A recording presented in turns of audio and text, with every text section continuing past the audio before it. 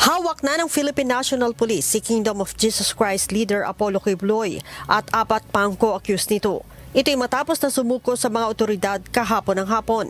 Ayon kay PNP Public Information Office Chief Police Colonel Jean Fajardo, sa loob ng KOJC compound sumuko ang 5 akusado. Kinukumpirma po natin na hawak na po natin si Pastor Quiboloy, si Jacqueline Roy, si Ingrid Canada, si Crescente Canada at si Silva Semanes po.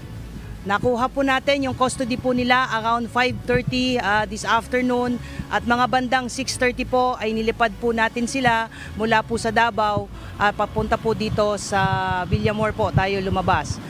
Lumapag po sila ang C-130. Bago ang pagsuko ng 5, sinabi ni Colonel Fajardo na binigyan ng PNP ng 24 oras na ultimatum si Quiboloy para sumuko. Kung hindi aniya ito gagawin ng religious leader, ay papasukin na ng mga pulis ang isang gusali sa loob ng KOJC compound na ipinagbabawal na pasukin ng mga otoridad.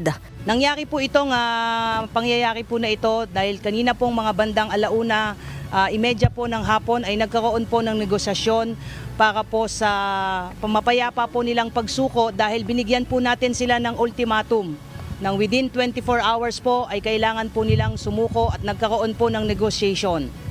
So ito po ay joint efforts po ng PNP and AFP. Sinabi ni Colonel Fajardo, isinailalim ang mga akusado sa booking procedure, ganun din sa medical at physical examination. Bukod aniya sa mataas na BP ng ilan sa mga ito, ay wala naman ibang naging problema. Mamaya, agad naman aniyang ibabalik sa Quezon City RTC ang warrant of arrest ng mga ito sa kasong child at sexual abuse.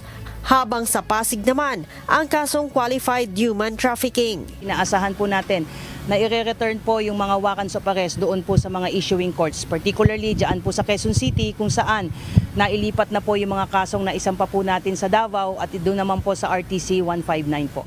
Nagpapasalamat naman ang PNP sa payapang pagsuko ni Quiboloy. Si Quiboloy at 4 na iba pa ay mananatili sa PNP Custodial Center hanggat walang inilalabas na commitment order ang korte kung saan sila ikukulong. Leia Ilagan, humahataw sa balita ngayon.